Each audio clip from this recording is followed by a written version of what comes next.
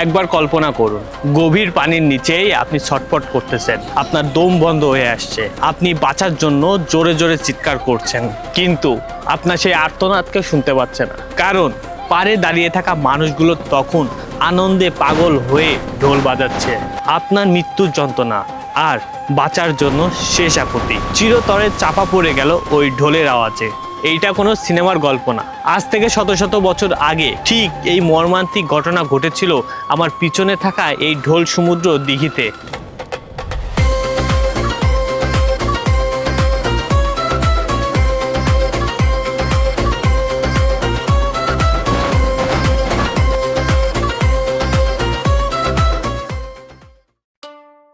আজ থেকে 600 বছর আগে এই অঞ্চলে রাজত্ব করতেন এক দয়ালু রাজা, রাজা মুকুট রায়। তার রাজ্যে তখন কোনো দুঃখ ছিল না, তখন কোনো কষ্ট ছিল না। প্রজারা যেমন নিজের জীবনের থেকেও বেশি ভালোবাসতেন রাজাকে, ঠিক তেমনি রাজা নিজের সন্তানের মতন সবাইকে আগলিয়ে রাখতো। চারদিকে শুধু সুখ আর শান্তি ছিল, কিন্তু এই সুখ বেশি দিন থাকলো না। হঠাৎ করেই এই এলাকায় নেমে আসলো এক ভয়ঙ্কর অভিশাপ। মাসের পর মাস এই এলাকায় কোনো বৃষ্টির দেখা নেই। খাল, বিল, নদী, নালা সবকিছু শুকিয়ে একদম কাঠ হয়ে যায়। সবুজ শ্যামল এই গ্রামগুলো চোখের সামনেই যেন এক রুক্ষ মরুভূমিতে পরিণত হয়। পানির অভাবে শুরু হলো মৃত্যুর হাহাকার। চাষবাস পুরোপুরি বন্ধ, মাঠঘাট ফেটে চৌচির। মানুষের গলা ভেজানোর মতন এক ফোঁটা পানিও কোথাও নাই। উপায় না পেয়ে হাজার হাজার গ্রামবাসী ছুটে গেল তাদের শেষ ভরসা রাজা মুকুট রায়ের কাছে।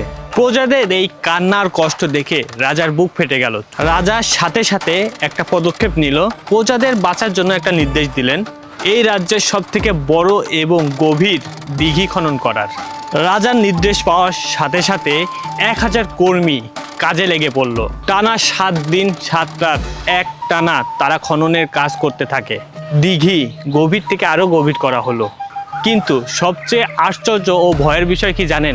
এই যে হাজার হাজার মানুষ মিলে এত বড় একটা পুকুর খনন করলো, তারপরেও মাটি থেকে এক ফোঁটা পানিও বের হলো না।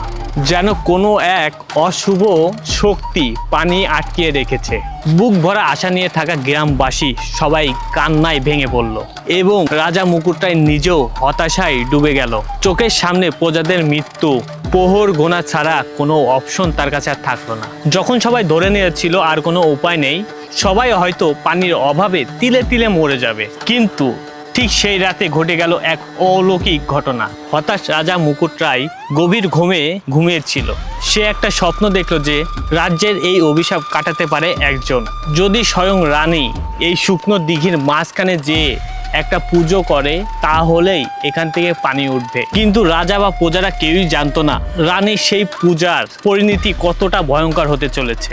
প্রজাদের বাঁচাতে রানী হাসি মুখে এই কঠিন শর্তটা মেনে নিলেন। দিনক্ষণ ঠিক করা হয়, পুকুর পাড়ে হাজার হাজার প্রজাদের সমাবেশ হয়। শুরু হলো উৎসব, ঢোল, সারাই আর বাঁশির শব্দে মুখরিত হয়ে গেল চারপাশ। রানী আস্তে আস্তে এই পুকুরের মাঝখানে নেমে যায়, আর রানী মাঝখানে নামার সাথে সাথে নিচ থেকে প্রবল গতিতে পানি ওঠা শুরু করলো। রানী দ্রুত উপরে উঠে আসতে চাইলো, কিন্তু পানির বেগ এতটাই বেশি ছিল যে তিনি আর উঠতে পারলেন না।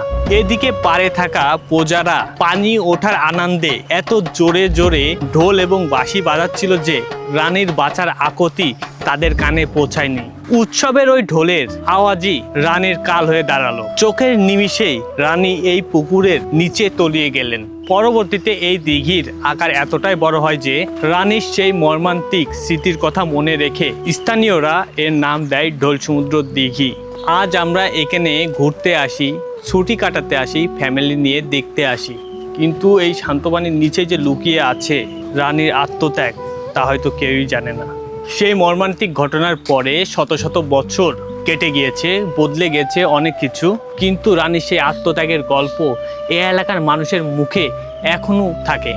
আর এই ইতিহাস যখন চারপাশে ছড়িয়ে গিয়েছে, তখন দেশের এই প্রান্ত ও প্রান্ত থেকে অনেক মানুষ এই দিঘিটাকে দেখতে আসে। তবে আশ্চর্যের বিষয় কি জানেন? মানুষ শুধু এখানে সৌন্দর্য দেখতে বা ঘুরতে আসে না, কিছু মানুষ আসে এইখানে মানত চাইতে। তারা বিশ্বাস করে এইখানে যদি কোনো কিছু মানত করা হয় বা কোনো কিছু চাওয়া হয়, সেই জিনিসটা নাকি দেওয়া হয়। এই জন্য দেশের অনেক অঞ্চল থেকে এইখানে মানত চাইতে আসে। আপনারা সকাল ভোরে যদি আসেন তাহলে এখানে দেখবেন সকল ধর্মীয় মানুষই এইখানে আসে আপনার মানত করতে। তবে আপনারা যদি সুন্দর সময় কাটাতে চান, সুন্দর জিনিস উপভোগ করতে চান, তাহলে অবশ্যই ঝিনাইদহের এই ঐতিহাসিক জায়গাটা দেখে যেতে পারেন। গল্পটা আপনাদের কেমন লাগলো সেটা অবশ্যই কমেন্টে জানাবেন। আর ভিডিওটি ভালো লেগে থাকলে একটা লাইক করবেন, আর আমার চ্যানেলটি সাবস্ক্রাইব করতে ভুলবেন না। দেখা হবে নতুন জায়গায় নতুন অভিজ্ঞতার সাথে। আল্লাহ হাফেজ।